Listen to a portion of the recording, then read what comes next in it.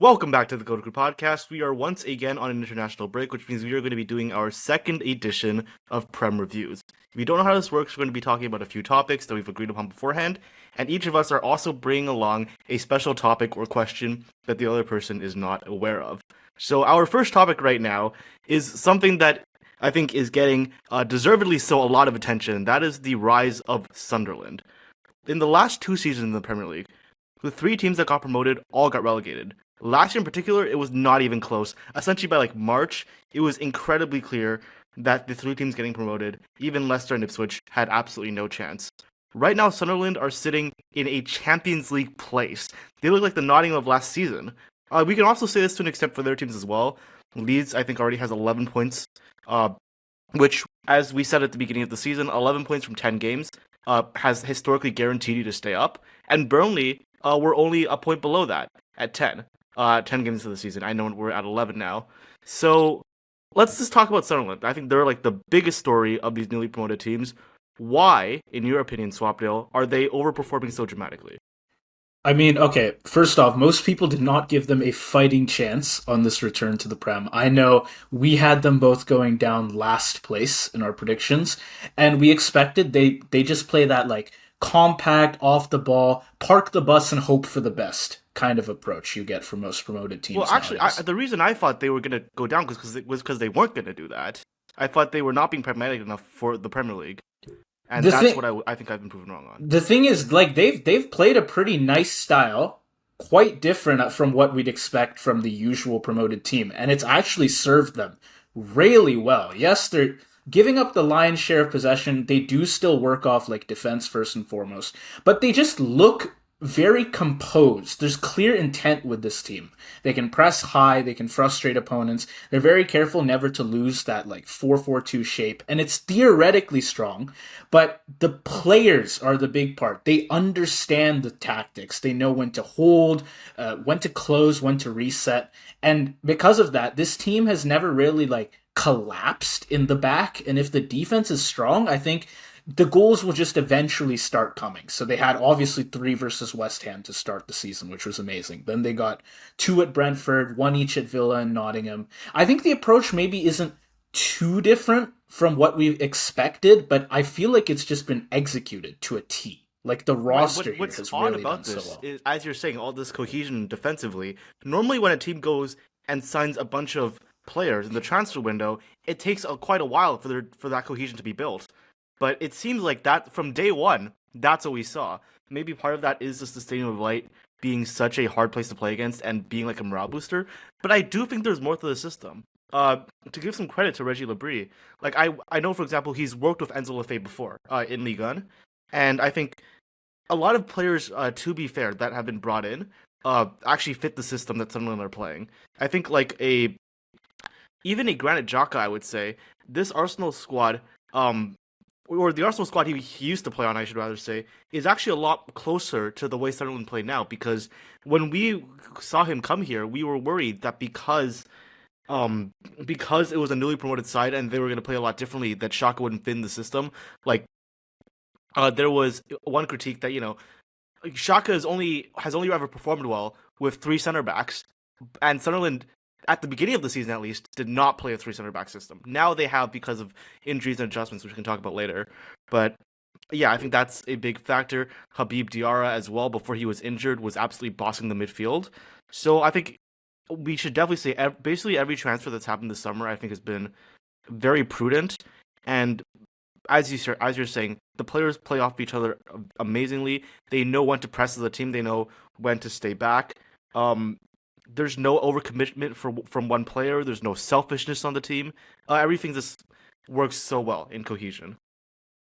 Dude, you cannot understate Shaka's importance to this team. I feel like you look at the defense, they're quite dynamic. I think they do some zonal marking, but they are they're able to spring into a high press when they need to, when the timing is right. And Shaka, he's technically strong. He has generally good leadership qualities, but really he can read those pressing cues and he gets the team into formation so they can all move as a unit, and that is so important because, like, in that way, even if Sunderland gives you most of the ball, you can never be comfortable with the ball. You can never be comfortable in possession. And in offense, too, like, you could have, the midfielders drop back, they can form a bit of a line with the fullbacks, and Shaka, again, is there. Him or maybe like Alderete, they can make passes from deep. He is Shaka, just all over the pitch, and so important for those pressing triggers. He gives this team a lot of its dynamism, and I think for all the great transfers they've had, he is by far the best one. People were saying, how could this guy possibly be going to a team that's going to get relegated in 20th place? He is elevating the entire team, and now they are, like you said, in UCL spots. It is amazing to see, really. So, listen, this is what I'm trying to say. I think the best players in the best number 8s in the league right now, besides Granit Xhaka, are Moises Caicedo, who Granit Xhaka pocketed a few games ago. That's true. Recently, after Habib Diarra was out, and Declan Rice, who he just pocketed this week. So, my point is, Granit Xhaka is not only consistent, but he performs, competes, pockets, destroys the best of the best in the midfield in the Premier League. Some of the best midfielders in the world. He has won 64% of his duels this season.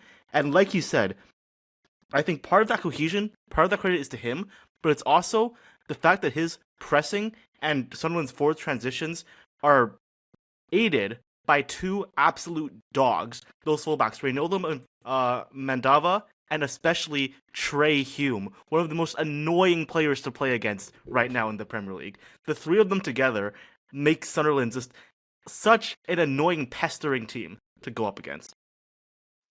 Dude, you could mention, honestly, a lot more players here, I feel like. I mentioned Alderete.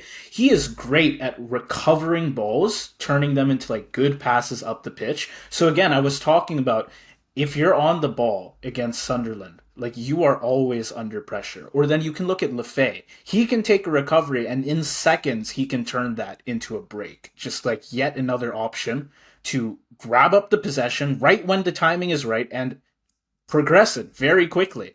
Then once they get into the final third, fullbacks playing basically wherever they're needed.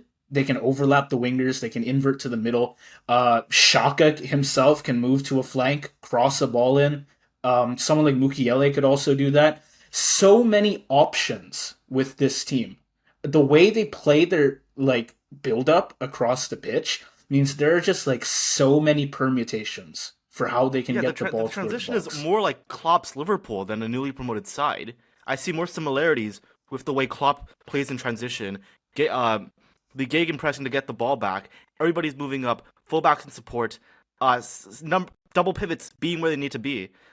I see similarities in McAllister's role on Liverpool right now and Enzo Lefay. Yeah, no, fair enough. And I think just the versatility is great across this whole roster. But I do think another thing is just that mentality that they have. I have talked about it. This team has built itself on grit. Obviously, the home stadium helps them, especially when they're playing at the Stadium of Light. But if this team, I can tell they really believe they can compete with anyone. You look at the late comeback versus Chelsea. That's a team that is... They tend to drop out of the title race lately, but to start seasons, they're always competing. They've been competing decently close to the title spots this whole season. And Sunderland were not afraid of Chelsea.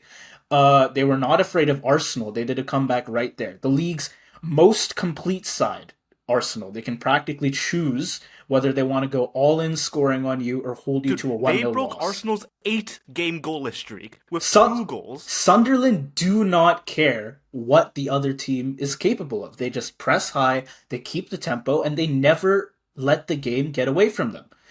And I again have to applaud Le Bris here because the signings were great. The tactics are working very well with the current roster. But I also have to think, would this have worked well with the other promoted teams? Because Leeds, obviously, they have their strategy. They've got just an enormous roster height-wise, and they're going to go for those it would not have worked. Set pieces. It absolutely would not have worked. It wouldn't. And I think I actually think the number one reason why this works is not because of a player, it's because of the manager himself. It is Le Bris. and the just immense amount of trust that Sunderland have in this guy. Because clearly, from the beginning, the Sunderland players had this idea that they were not going to be relegated this season. They were going to finish comfortably. They would compete with everyone. And part of what makes me so impressed with Reggie Le Bris, it's two things. One, so many managers, including like the best managers, like what I'm talking about right now, never losing the dressing room, never publicly getting into fights with players. Like, remember a few days ago, Thomas Frank was in the news for losing the dressing room. Thomas Frank, one of the most well-respected managers in the Premier League right now. Régis Le Bris, this is just not an idea. That's the amount of trust that Régis Le Bris has earned for the Sunderland squad. And the other thing has to be the adaptability, because we talk about how good the Sunderland squad is, and I think an impression that sometimes people have is that, oh, this is like the stars are aligning, everything is going perfectly. I want to make it very clear that everything is not going perfectly for Sunderland right now. They have so far already in the Premier League lost at points of the season Omar Alderete, Dan Ballard, Dennis Churkin, and Luke O'Neill. 4 crucial defenders already have been injured at various points throughout the season, and they have persevered. Habib Diarra, who at the start of the season was their best player, injured. What did Régis Le Bris do? First off, changing the system. When Ballard was first out, he put on Alderete and went through aerial passes.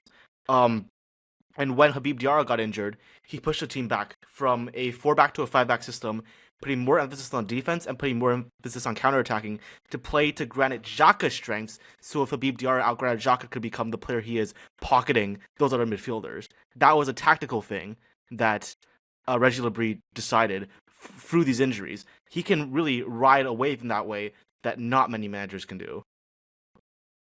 Yeah, and like normally I would give some tactical suggestions. Like if we were doing a match overview, I could say like how I might expect the tactics to go. But like honestly, if I was a Sunderland fan, I wouldn't even bother theorizing too much. I would just trust that Le Bris knows what he's doing. It Yeah. really seems like he does. Whoever he plays, whoever he's playing with, he adapts perfectly, like you said. So I don't have much to say here, tactics wise. What really shocks me is, like, I think at the start of the season, what we thought the best hope for Sunderland is the pacey wingers. So it was Talby and Adingra. That is not at all their strategy. And like you're saying, I can't fault them whatsoever, because with the different roles that everybody on that team does, I can't justify putting somebody off the starting lineup for the pace that Talby brings, you know? Like, every player has their own strengths. I think there's a very good chance we'll see an Adingra or a Talby play a bigger role depending on what other injuries happen. But right now, Enzo Lefebvre, he's not a winger, but playing him as like the left wing position, it works. I'm not complaining. So, yeah, man, like, I think it's almost like this is a Football Manager Pro that's playing, but it's real life. Yeah, like, there's really no criticism I can make. Like, I think we're gonna talk about Amorim later. Amorim, manager of the month this year, by the way. Which manager of the month this month, by the way. Which, man, if you told me that last season, that would be really surprising. I still have a lot of negative things I can say about Amorim's tactics later, but not Régis Le Bris. Honestly, they can beat anyone with the right tactics coming from this guy. I think, I mean, like bar a terrible injury crisis, I think they can continue. But they've already had a terrible injury crisis. Yeah. Is the thing. Like they're doing this with a terrible injury crisis. They've dealt with some real bad stuff, and they're still competing for Europe. They're still in UCL spots, so I think they can. I honestly think they can last for a lot longer than Forest. I know last season Forest lasted the whole season. They finished. Yeah, they did. They're in too. the Europa League right now. They're also in Europe, so I feel like Europe is almost guaranteed at this point for some. Okay, whoa, chill. I don't want to. Okay, you don't want to jinx. Okay, I don't want to jinx it. First off, right. Secondly, I think there's a very solid chance to make Europe. I think it's far from guaranteed. We're only 11 games into the season. Anything can happen. We're Okay, less than a third of the way into the you season. know what? The table is close right now, so And honestly, yeah, the that's table's fair. late. And what's like Yeah. what's the points difference between like first or between third Oh, and it's 13th right it's now? like 4 or 5 points or something So like let's be that. Yeah. careful. Yeah, Is that's what I'm fair. That's saying. fair. Okay. But let's be careful. All right. Um, I want to point out one more thing though. So I want to go to XG now because I know XG is not the be all end all, and I'm the one who makes this point more so. But I want to mention one thing in particular: the expected goals on target, which I think is a much better indicator. Expected goals obviously doesn't account for the player, but expected goals on target for anyone who's not aware basically just looks at the probability that something is a goal based on where it is shot, the position, and where the ball hits the net. So, for example, a top right quarter finish has a 90% chance of going in, for example, whether it's Harry Kane or Omar Alderete who took that shot. Like, it doesn't matter who took the shot if you already know where it's going. So I think it's a much better metric. Um, right so far, Sunderland have conceded 10 goals this season, and they have conceded 12.05 expected goals on target. So give Robin Roofs credit because he has been, in my opinion, the second best goalkeeper in the Premier League right now, only behind Vicario. I don't know what you think, but clearly, um, we again another player who we thought would be one of the weakest goalkeepers. This is even tactics. This guy's playing out of his mind right now, and it's one of those things where I don't know if it's sustainable enough. Another like sort of question mark. Will he turn out to actually become like a Matt Sells kind of guy for a season, or is he just having a purple patch right now? Unclear. But we do have to say the goalkeepers one thing. The other thing, Sunderland have actually conceded more XG than they've shot. They have 14 goals from just 10.0 from 10.4 XG, which is the fourth lowest XG in the league. And part of why they're able to do this is because of their 14 goals, only 8 of them have been from open play. Set pieces, man. Set pieces. Set pieces this season are crazy. I mean, we talked about it last month, right? Yeah. They're doing well with them. I can't fault them. I guess then we've got another team that I don't know. Well, obviously they're not overperforming nearly as much as Sunderland, but people had lots of doubts about Man U right after last season. I saw Yeah. people saying like, whoever loses the Europa League final is getting relegated next season out of the Prem. Oh boy. No, Okay, they're that's stupid. But yeah, sure, that's man. stupid. But they're doing pretty well for themselves, honestly. So Amorim especially Ahead of you guys, ahead of y'all. yes, yes, So they are on gold if they are ahead. To be not fair, even goal. there's like I think it's goals scored actually, no. right? Oh, okay. Is it? I swear there are like 5 teams that are tied on points, right? Yeah. Yeah, something Amorim. like that. Yeah. Okay. Let's get to him. His tenure at Man U has been just like one long experiment in conviction and trust. Because like we've seen for months that signature 3-4-3 of his just could not fit into this team. But like now, a year after he was signed, they're 5 games unbeaten, not 5-1, unfortunately for the United Strand. But they are 5 games unbeaten seventh. is nothing to scoff at. Yeah, they're seventh. They're all fifth, only on goal diff. That's the big thing as well. And the tactics, with some slight changes, are clearly working now. There's rhythm in the attack. Cunha can drop deep between the lines. Mbuemo, he presses, he stretches defenses wide. Sheshko hasn't scored much yet, obviously, but even he can hold up the ball, and I think he can just generally apply more pressure than like Hoyland was doing before. I think I said it after that like first win they had versus Sunderland that for the first time all season and even for most of last season, United looked like a balanced team. They're actually working off of like cohesion. They don't just need wild individual moments like I immediately think of that Leon game, the crazy 6-5 aggregate, whatever. They don't need that anymore. The You don't need Harry tactics, Maguire, they right? You don't don't. Yeah, need they don't need his you magic. don't need Well, Harry like Maguire to they can become use, a winger. they can use his magic, but like they don't need it just to win a game. They don't need it just to get a point. Unless it's Liverpool, but yeah. Okay, yeah. Sorry, I Don't just had to don't rub it in. drum. Yeah. I know, I know. The tactics are working, man. Honestly, I think the way it's going, the tactics can work until season's end. So, though we didn't rate them for the UCL when we were talking about them the last international window, I think they can very much be a competitor now. Yeah. Yeah, absolutely.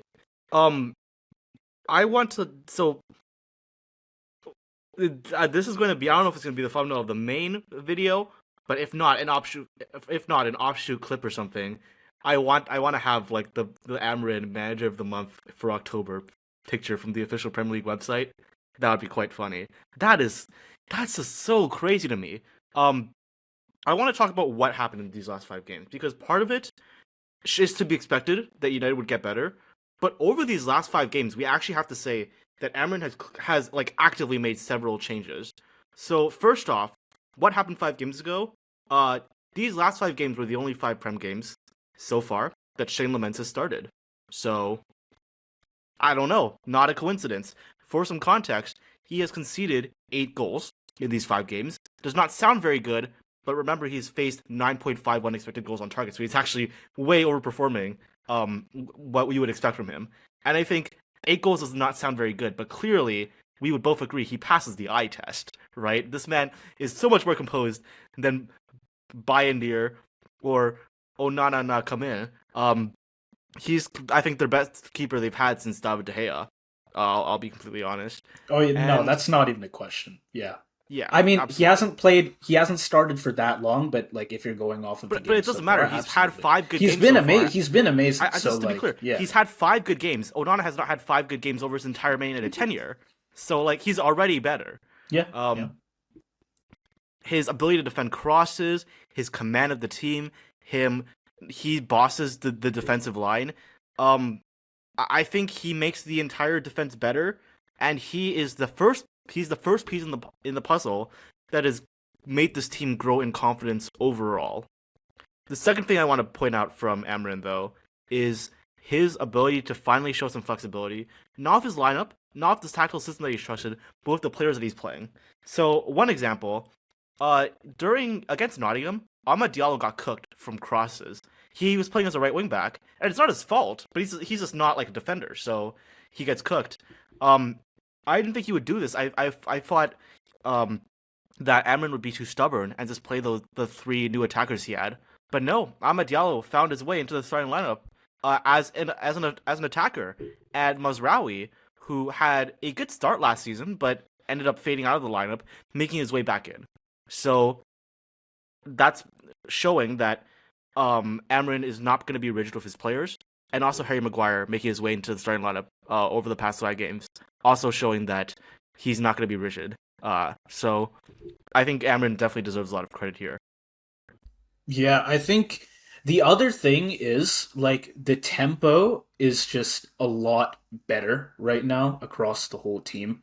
Last season's team, like I feel like they overpassed a lot and they just weren't very penetrative. They didn't get too far.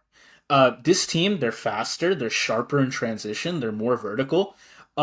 It's not so much a tactical thing in this case for me. Obviously the lineups have been a lot better, but I think just generally the team is also playing a lot better.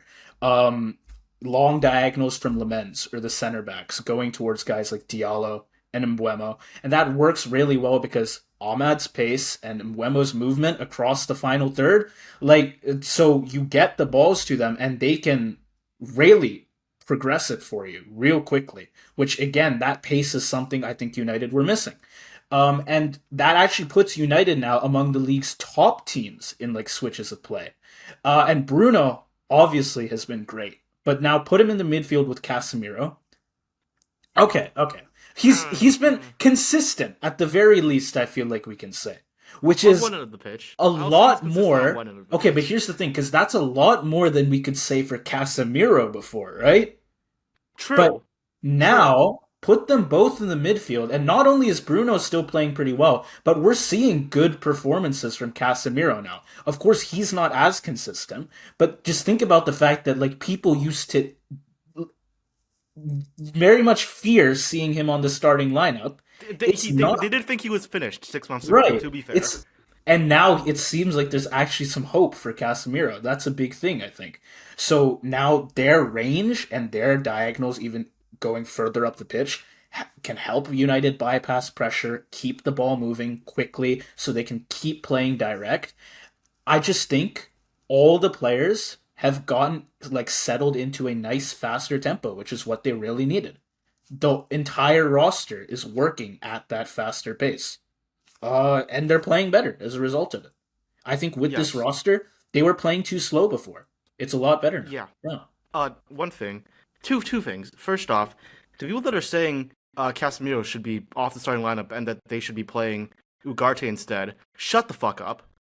Also, I think it's great transfer strategy by Manchester United because I agree with you. It's not tactical why the team is so much faster now because Cunha, in Mbumo, that's just the system they play, and it's made the team a lot better. You have somebody like Casemiro who can push the ball forward. Same with Bruno. By the way, to be clear, I think if you want to start Kobe Manu, okay, different question. That's interesting, but Ugarte has one of the lowest ball IQs I've ever seen from a Premier League midfielder. Like holy shit, this guy has no idea what the hell is going on. But yeah, with that front three, they're cooking. I think what makes this expected is that when you completely replace your entire attack, you have to expect that it takes some time. Unless you're Sunderland, it's going to take some time for you to adjust. And so, in the first 6 Premier League matches this season, they scored just 7 goals, Manchester United, from 12.2 xg, and now in the last 5 games, they've had 6.2 xg and scored 12 goals. So we know how clinical these attackers are. I think that's an overshoot. I don't think that's sustainable, but but this should have been expected. That's why I don't think. That's why the two of us were not warning crazy like alarm bells. Let's say when at the beginning of the season it was taking time for the front three to adjust because there was always going to be an adjustment period, and these are 3 players, or at least 2 of them, that had experience in the Premier League that we knew could play the system, and so we kind of knew that like eventually this was going to work. Yeah, and again, like just besides tactics, which again there have been great improvements there, I have to look at just the team has like they've had a better mentality. They earlier this season even, not looking at like from last season to this season, earlier this season they completely folded when games turned against them. I think of the Arsenal game. They were amazing until Calafiori's goal and then they fizzled out afterward. Now they really do fight back by the end of the game. Admittedly, in that Tottenham game, their intensity dropped off in the second half, which let Tottenham grab their 2 quick goals, but they stayed in it afterward, and De Ligt got the header at the end to salvage them a point. You can argue they should have had 3, but at the start of the season, they wouldn't have had 1. So I No, think, very true. yeah, Yeah. they, Also, same thing against Nottingham. No, same thing against Nottingham. Same thing against Burnley in the season. There might be more I'm forgetting, but yeah, very valid point.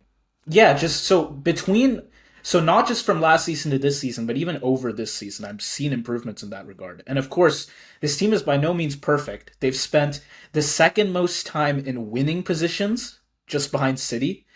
But then they really drop off in second halves. It has been a recurring problem for them. But like they're not scared of like going down in the second half and then like just never coming back. They can handle that adversity. They went down to 10 men against Tottenham and they still found the equalizer. I think they could maybe use just a little more bench depth. Obviously, they have more than a team like Sunderland, so it's not as much of an I don't excuse if even know if things go that's true. wrong. Sunderland like can pull players out of a fucking hat apparently. Well, Sunderland can make the most random seeming players play super well, so that's something. But I don't know, like maybe give them a new midfielder to help Bruno and Casemiro in the winter window.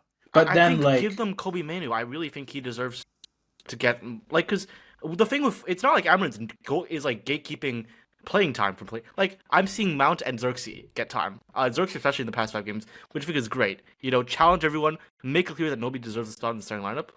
But what about Kobe Manu?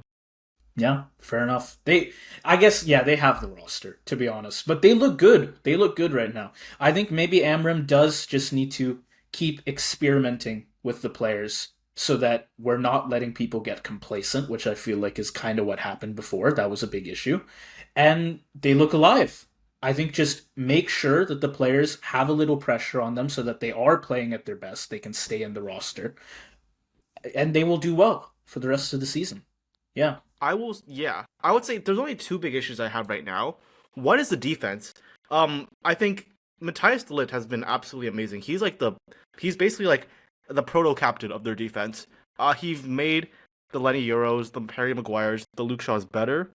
but I do think that those other players really struggle to deal, especially with crosses. And when you don't really have that many other players that will track back, it's really just Casemiro. Now it's Mazraoui. Again, good change. You need people to be able to do that. And I think, if not this month, maybe in the next month or the next few months, the Butcher, Martinez, coming back as a center back for them, that'll be crucial. That will be an absolute game changer. And also, their offense, I would say, the speed is great, right? But I would almost say they have the same problem as Chelsea now. What do you do when you have to break down a low block? So I've not been convinced in these 5 games that United can do that very well. That's the main issue I have right now. But like you're saying, as you rotate, I think they'll be able to deal with that as well. And also, as you sign more players, the system, you need to give it time to cook. Last season, it looked like you were cooking something rotten. Now I see the vision, so I'm putting some more faith in Amorim. Yeah, fair enough. Yeah, so Man U, definitely I think now in the European race. But I would 100%, say, yeah. yeah, I would say though, even though they're not too many points off of some of these other teams at the very top, they're probably not in the title race, which I feel like has, I mean, it's really thinned out the But and competitors. they're not trying to be. That's not. That Yeah, was yeah, obviously that's not a fair. goal. But I feel like the title race has really thinned out because one certain team just cannot stop playing insane every game. I talked about them earlier. They can control games like just at will. They can decide to score 5 on you or they can hold you to a 1-0 loss. Arsenal. You want to talk about them? Yeah, the team that's gonna break Jose Mourinho's 15 goals conceded in a season record. Yeah, let's talk about Arsenal, Yeah, man. yeah. First off, title race.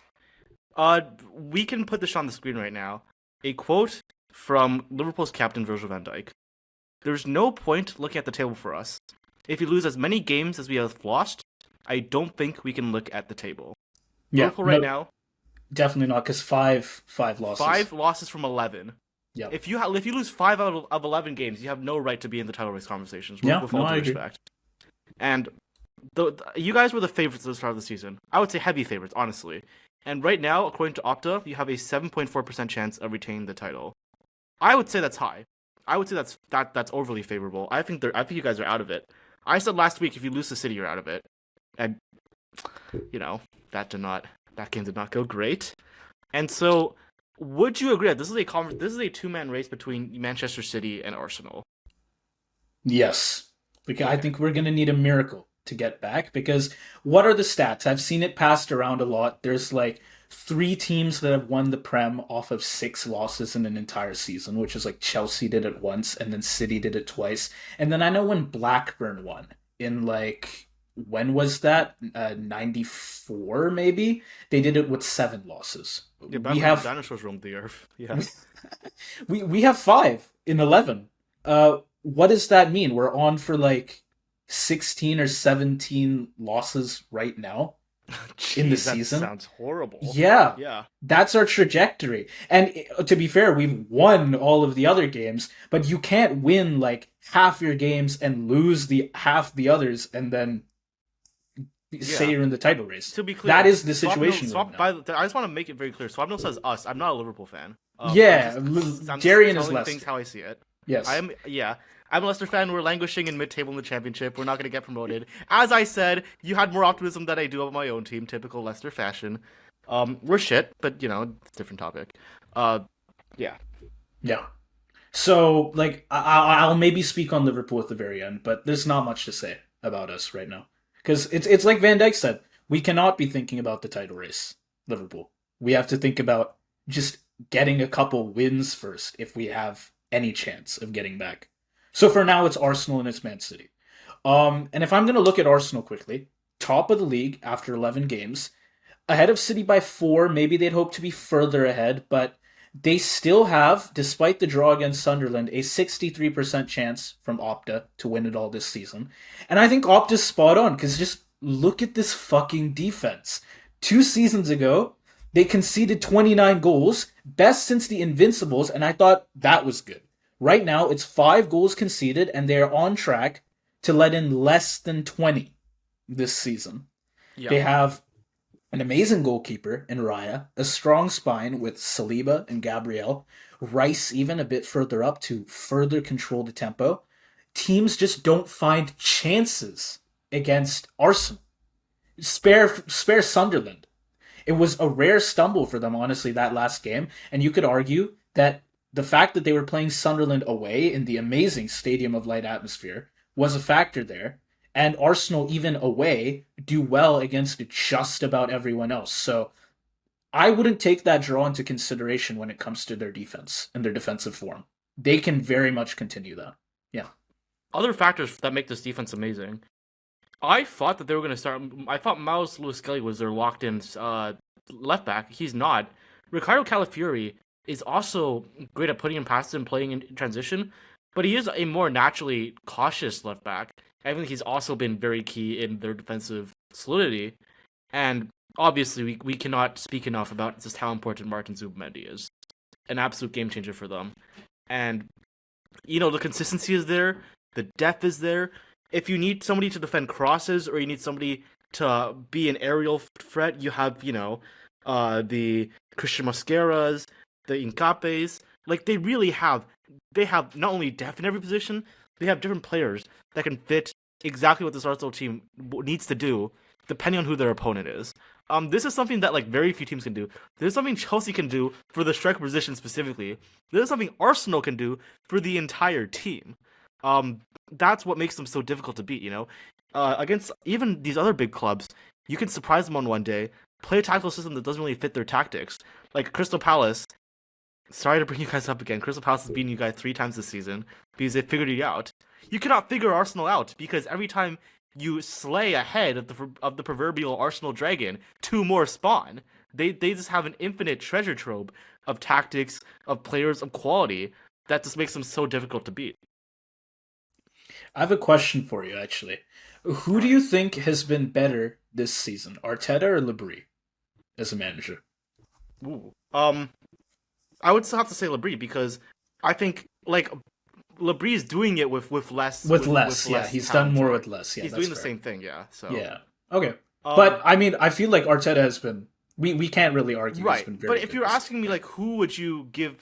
Oh, actually, I was gonna say who would you give Manager of the Year? I actually give it to Le Bris as well. I'm realizing, but I mean, second, for everyone Arteta. predicting Sunderland to be 20th place, yeah, Right. if they get Like, Europe, you have then to- you you have sort to of give have it to to. Le Bris. Yeah, that's Yeah, fair. but no, Arteta has been amazing. I would say of the contenders, he's clearly the best manager right now. Yeah, Um, no, not even a doubt.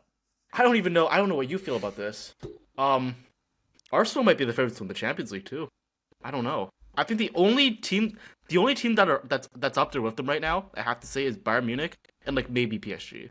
Oh, Bayern look very Bayern, threatening. holy fucking Bayern- shit! What is going on at Bayern? Bayern and Harry Jeez. Kane and Luis Diaz. Luis Diaz, look man, very you regret Oh, selling I Lucho, very don't you? much do. Believe me, I Oh, very man. much regret losing Luis Diaz, bro. Okay, yeah, but so that's another thing I want to say is because we just talked about Sunderland and Man United, and actually I don't know if Sunderland. I think Sunderland might still be in a cup. Man U don't have any games besides Prem. Arsenal have Prem, Cup, and Champions League, and they're doing pretty damn well in all of them. You would think that that could like slow down their form a bit. It really hasn't between the start of the season when it was just Prem pretty much and now when they have like 3 different competitions going. I do think these next few games will be very important because they have Tottenham and Chelsea both competing for European places in and they're on pretty decent form right now. Kind of inconsistent Chelsea in particular, but like they can play very well on the right Yeah. like That's on not their the recent best. game I'm Yeah. looking at though. That's not the upcoming game I'm looking at. Oh, Bayern between Bayern. them. That's Yeah. what I'm trying to see. That Bayern is in the like midweek. I think Bayern in the midweek could kind of give you probably gives you a predictor who wins the UCL. that. I think Yeah. that's like for me. There's no question that game is a very strong indicator as to who the best team in the world right now. Like I think there's a lot of resistance towards saying this. There's a lot of I don't want to say resentment, but like people don't want to admit this because of previous recent years, because of Arsenal's sort of let's say expectations that they'll choke. But I have to say that if you're being honest right now, the two best teams in the world right now are clearly miles above everybody else. Arsenal and Bayern Munich. Like it's you can't. I honestly can't take you seriously if you don't agree with that statement. Yeah, no, and I think now we can see, at least for the moment, once that game happens, who is the best team in the world. Yeah, That will be and the decider. Yeah. of course that doesn't mean they'll win the UCL because, like, for example, I would say PSG really improved a lot in the second half of the season. But if you want to like make a power ranking right now, I think that gives you a lot of insight. Yeah, that's first and second right there. Dude, I mean, because yeah, these next games are it's a very important stretch for them. I feel like because they have Bayern, they have Tottenham, they have Chelsea. I know after Chelsea's like Brentford's on decent form, Villa's on quite good form. If they drop points here, the ball could start to roll the other way. But True. honestly, they just look so great right now. This team is complete. They've got pretty good depth, and I think if they do decent in this stretch, they can expect another trophy by Yeah, I season's think end. part of this, the reason I have so much faith in them is because they have that consistency that Arne Slot had last season. And I remember early on in the season we said Arne Slot everything is going well, but the question is will they do well in the stretch? I remember last year there was an infamous 10-game stretch where Liverpool had to play 10 very strong teams like back. That is what's up in store for Arsenal right now. Liverpool passed out with flying colors, and so this is like a logical fallacy, I understand, but it gives me the faith that because Arsenal have, I see those similar qualities, that they'll be able to pass this test as well.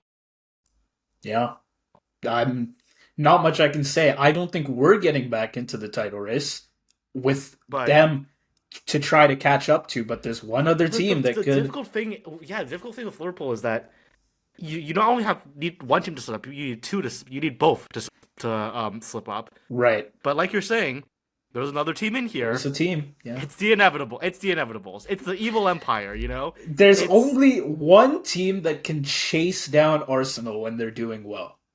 That is that's Man right. City. Yeah. I swear to God, if Man City wins the It Premier League, happens every damn time. holy Okay. shit. Dude, they've like it's been quiet, I feel like, but they've been quietly reasserting themselves as like really serious contenders in this title race. I know everyone's talking about Arsenal's amazing form, Liverpool's fall off. Completely fair. They're big stories, but like after an underwhelming start to the season, Pep's squad is really finding its rhythm now. You look to that Liverpool game, which I think was one of City's most complete performances in the last 18 months. They had movement, creativity, complete control, especially in that first half. Guys like Doku, Foden, Nico Gonzalez all had standout moments. Doku was great the whole damn game. That was the best game Yeah, I've ever seen from Doku. This is straight up. yeah, and that's particularly important for City's title hopes because one of their main issues, as we've mentioned a few times now, was at the start of the season they were extremely over reliant on Holland. And to be fair, he was reliable. You can't win a title off just one guy scoring. But now, City can try and avoid that. And so, Pep, he seems content this season to just let Arsenal and Liverpool capture the headlines. And he is, all the meanwhile, training his side that can spring into form almost unnoticed, that could win 4 or 5 games at once and put themselves firmly back in contention. That's this. That's that. They have just come Yeah. back into contention. This here is City back in form. And Arsenal, who maybe felt the title was theirs to lose, now they must once again deal with a City team on their tail that can exploit just about any slip up they have. So there is some real pressure now in this race, I think. I think Erling Haaland has been great all season. Uh, but just two words for why this has happened. I think it's just Turkey Gonzalez. Turkey Gonzalez.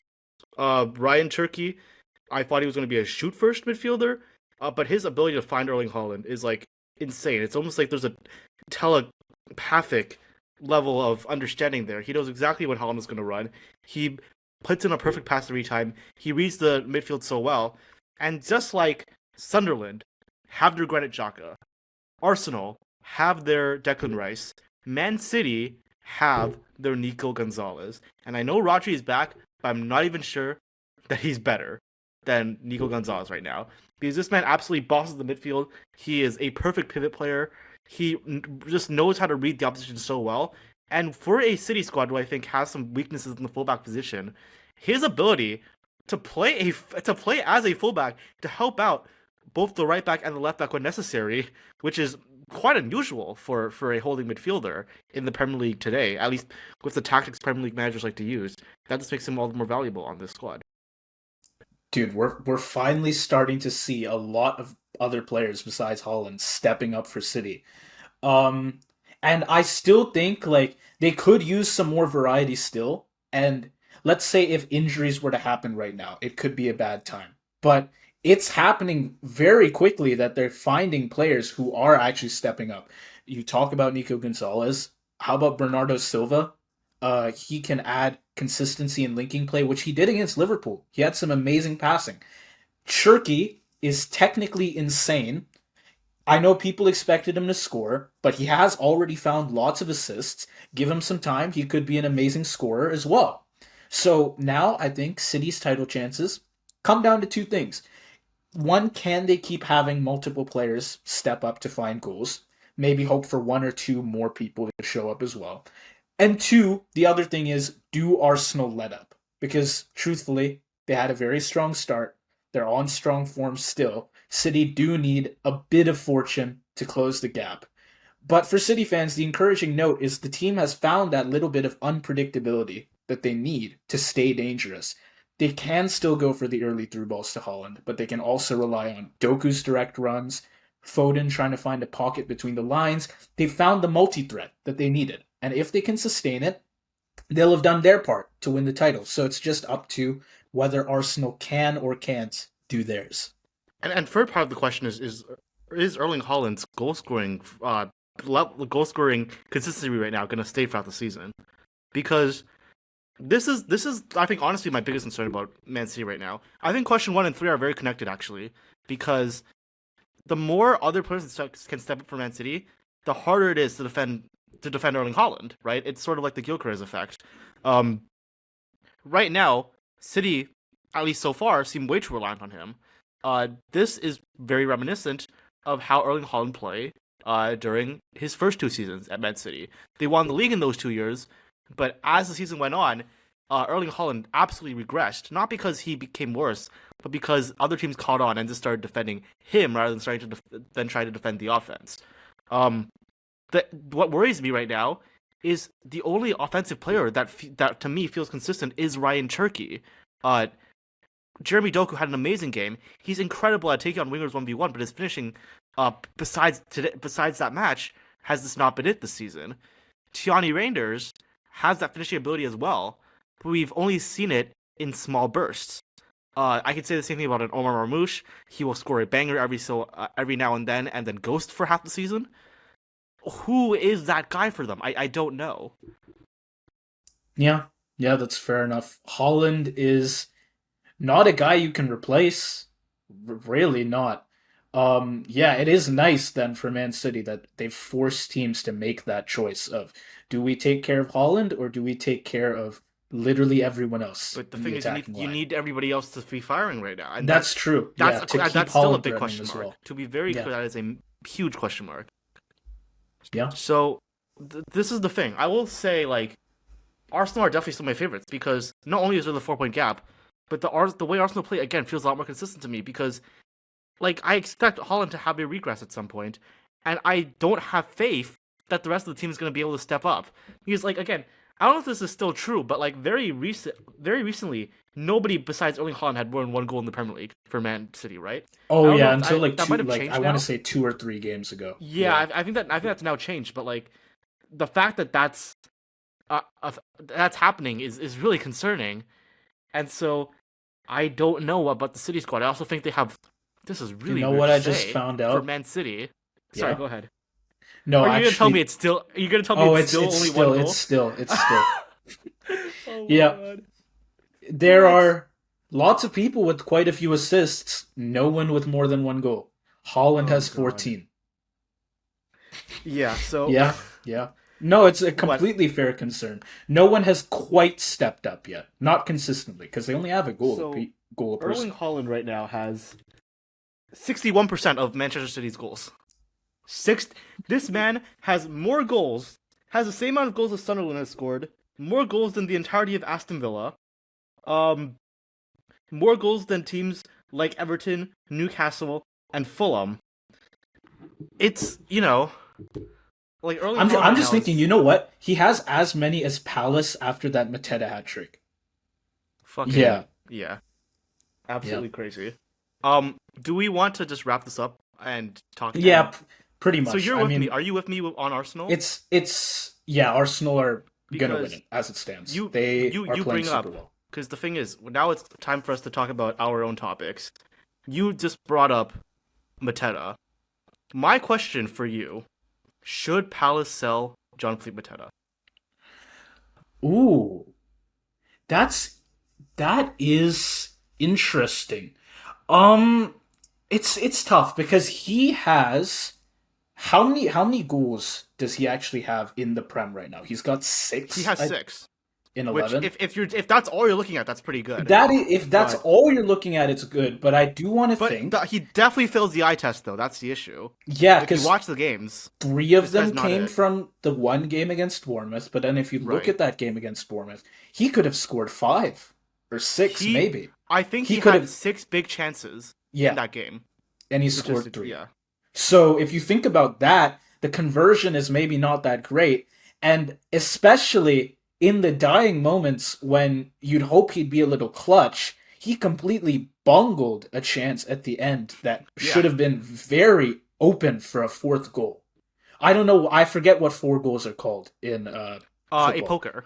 A poker. It doesn't happen Wait, often. is that 5 or is that 5 or 4? Poker might be I 5. want to say a poker is 4. Yes, I think Poker, there's like okay, it's a whatever. I don't something know. poker is the 5th one. Okay, But sure. like he could have had Full 4 knowledge. goals. Full knowledge. Yeah, he could have had 4 Sorry. goals, man. This is But what's concerning to me. yeah, 8.08 xG in those 6 goals. I mean, like the thing is, Palace are in the Conference League. They're going for Europe this season.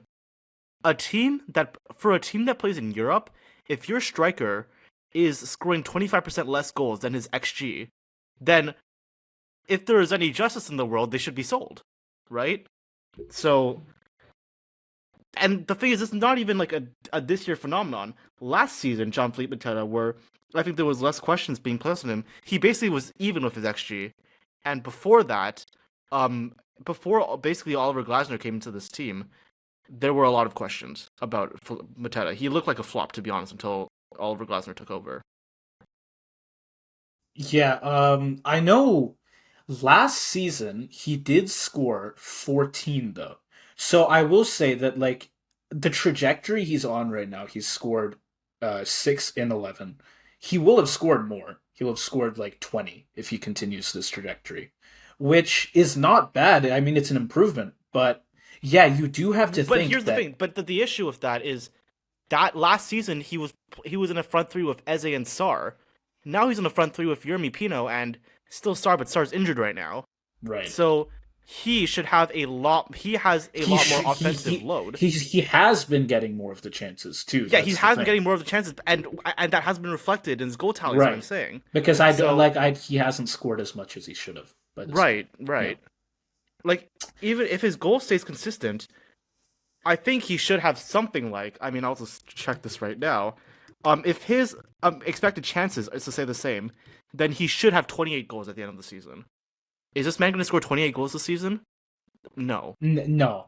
I mean, he's not on trajectory for it, and I don't think he's gonna get better. Right. But I just want to make it like this guy is getting an Erling Haaland level of service, so the expectations like have to be high for this guy, and they're not. Yeah. Yeah. I mean, I don't know about selling because okay, I'm trying to think who do they buy to replace him in the striker role. But yeah, if the opportunity comes, I don't know how much money Palace have coming around. Like they've won some trophies recently, so Well, this is what I'm looking they've at. yeah. Obviously, the trophies they've won, they just sold Eze. Mark Gahey has a foot out the door, and he's Right, yeah. gonna have a hefty price tag to him. I'm honestly wondering if we actually do just take him to Liverpool Yeah. during the winter window, which could give And him a knowing lot you of guys, money. you'll be willing to splurge. We will be willing because with need how a Mark Gahey shit right the now. defense has been, we will Yeah. need Mark Gahey. Yes. And Adam Morton, I feel like is like a heartbeat away from joining Real Madrid right now. Right. Which is, it's kind of crazy we're talking about like Palace players linked with Real Madrid, but To yeah, Real- it's 2025. but Madrid signing anyone from because they got Huijsen from fucking Bournemouth, so like yeah, it can happen. that's the Premier League It for can you, happen. man. Yeah. I mean, I don't even know who they should sign. My point is just like, if you want to be a European level talent, he's not a good enough striker for you guys. Just Yeah. I don't know why I'm saying I you guys, agree. but just objectively speaking, to any Palace fans in the audience, he's not good enough, in my opinion, for you guys. It would be less of an issue if he was playing second fiddle, or third fiddle, really, in the offense like he was last season. But now he's your main guy. I don't think that's good enough. I think the offense does not reflect the quality that the midfield has. The quality of an Adam Morton. The most Spanish-playing English person I've ever seen in my life. Yeah. They need to sell him. That's my take. Yeah, no, I think I haven't thought about it, to be honest, but yeah, that's fair. He has been underperforming, and Palace have been playing well enough that I think they deserve better. I think if they Yes. want to keep playing as well as they have and actually keep winning trophies, they need better.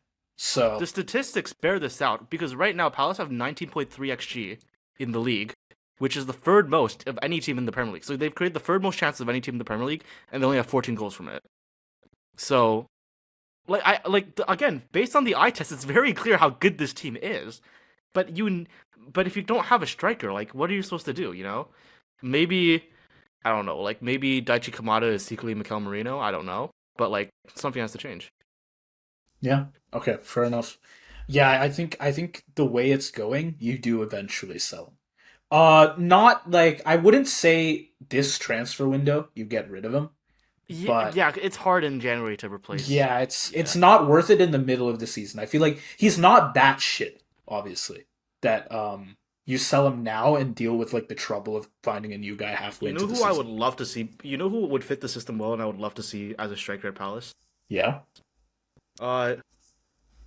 His name starts with his name starts with J and ends in Onifin. Jonathan David. Does he not fit the system? Man. Does he not fit No, the system? no, I'm just thinking Jonathan David is going to rail my English club, and I have to support him for the Canadian team at the same time. Yeah, I mean, Yeah. he's just that guy, bro. Like, was it? Oh no. Actually, I don't want to say this. I don't want to say this publicly, but certain people have said some interesting things about Jonathan David, with regarding cucking. That's all I'm gonna say. Let's. He's just that guy. He has that aura. And Juventus right now are absolutely shit. They have 4 strikers. Don't know why. Crystal Palace would be a great fit for him, man. Like, the thing is, I think he's like one of those guys who, I don't want to say he's a false 9. Like, Jonathan David's not a false 9, but he can drop back in. He honestly plays like similarly to how a striker plays for Crystal Palace, and his finishing is amazing, and he's a clutch player.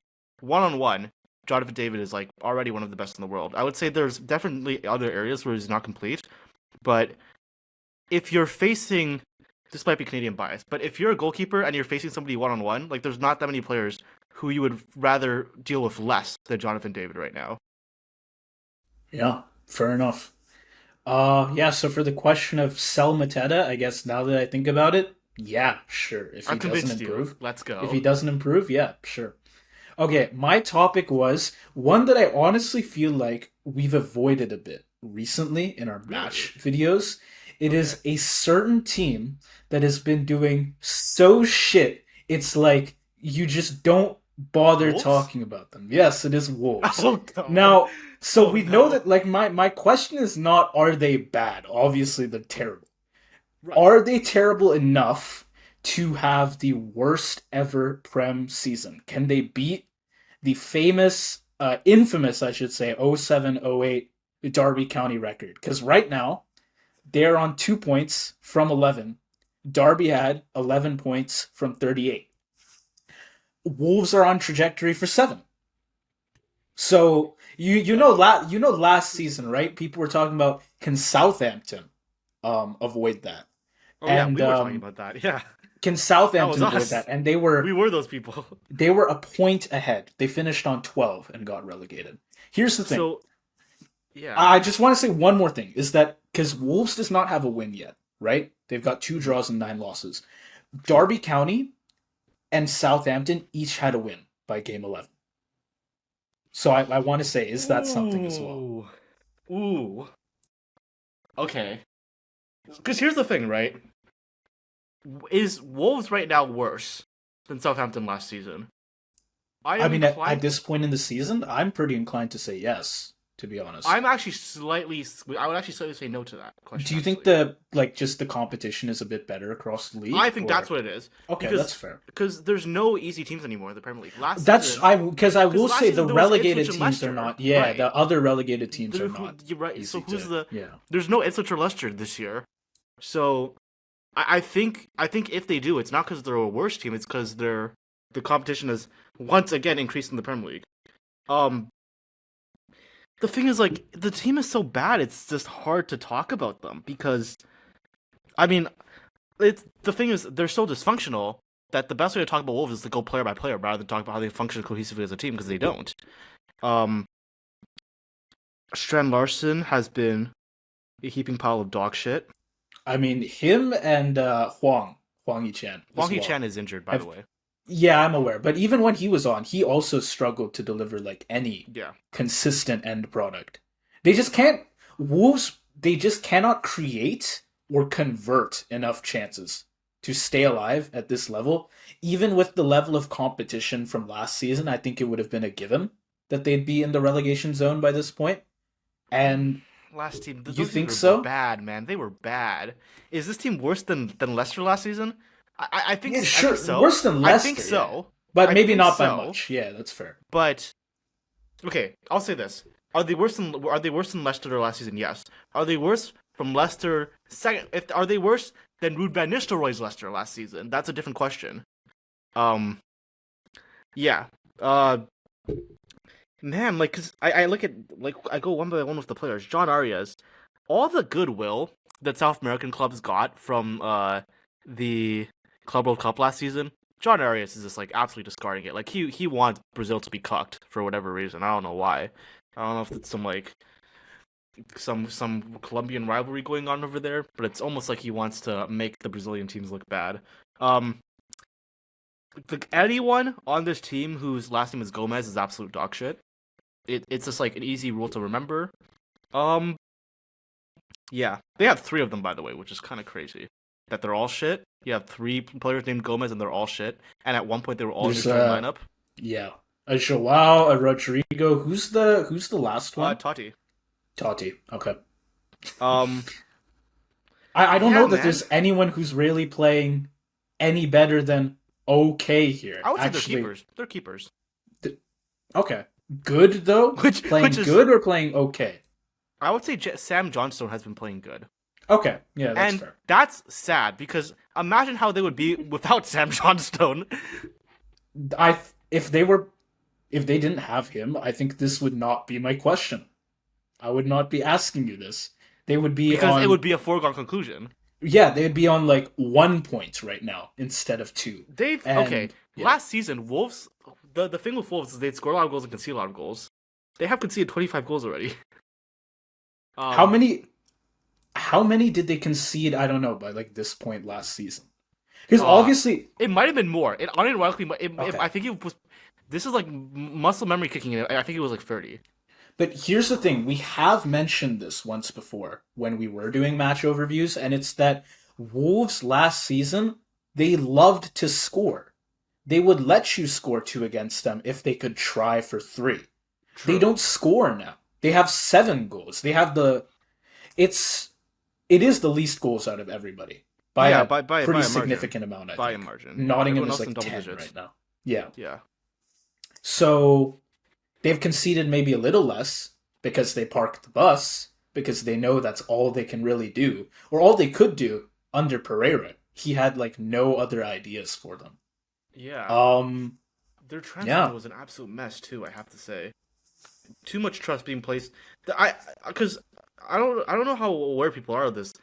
Wolves fired their general. I don't know what it's called, but the sporting. Oh yeah, the sporting director. They fired at the summer so that Victor Pereira could be in charge of Oh yeah, he transfers. had like full control over transfers, Yeah, that was a and dumb decision. That was really stupid. bad. Yeah, that's Off like of basically making half a season of decent performances yeah. to keep them That's clear like of Nico Harrison relegation. levels of stupid decisions. Yeah. Um, look.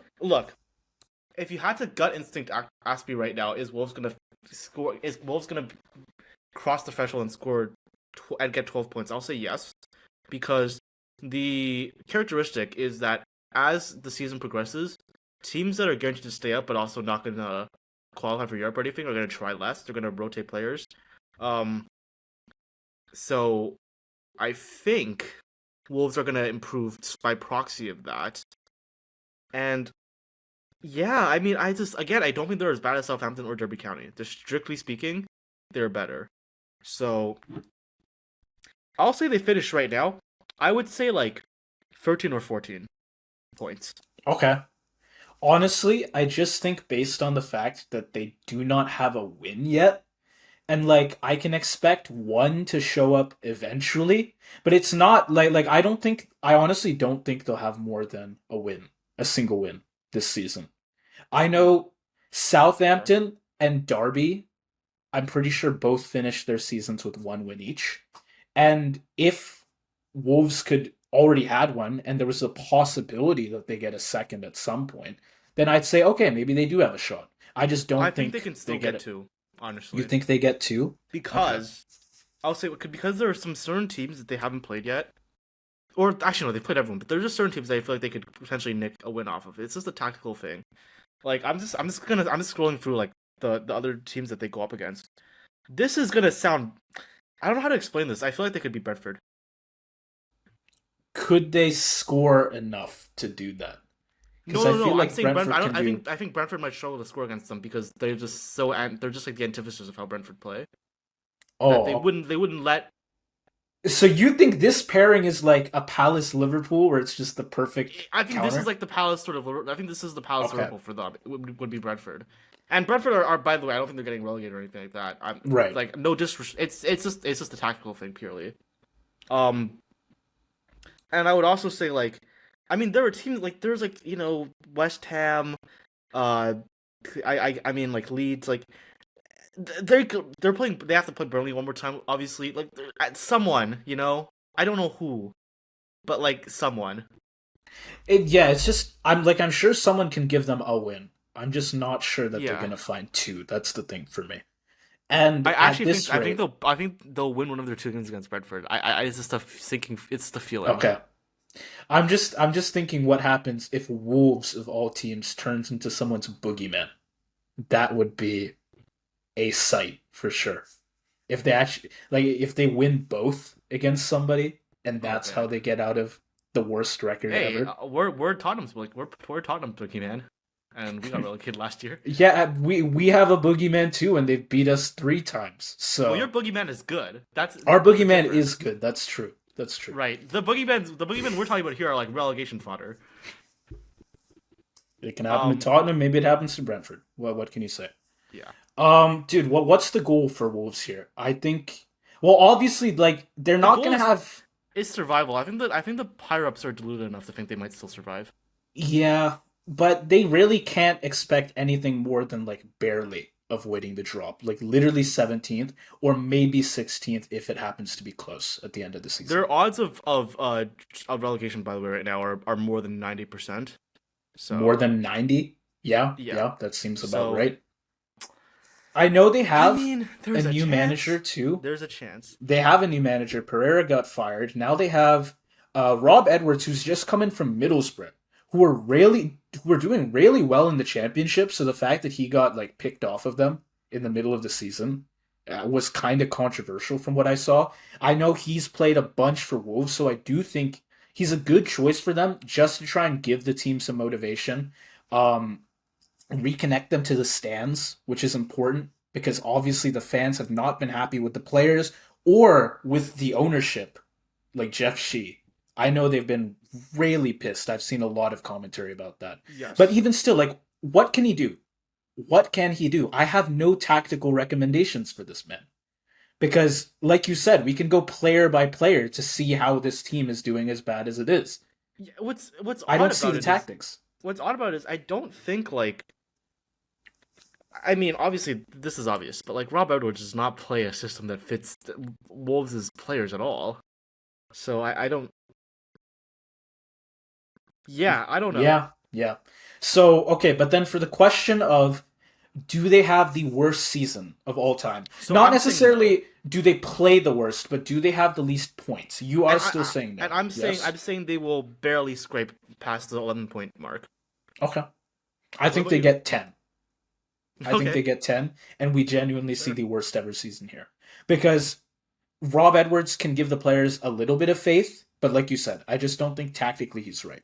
And so I don't think they can have like last two, or not last season, 2 seasons ago, Everton had the crazy recovery Right. after their like 6 point deduction, and they finished decently well given that fact. I want to say it was like 14th or 15th is where they ended off. Um, Yeah, yeah. so they're not having that.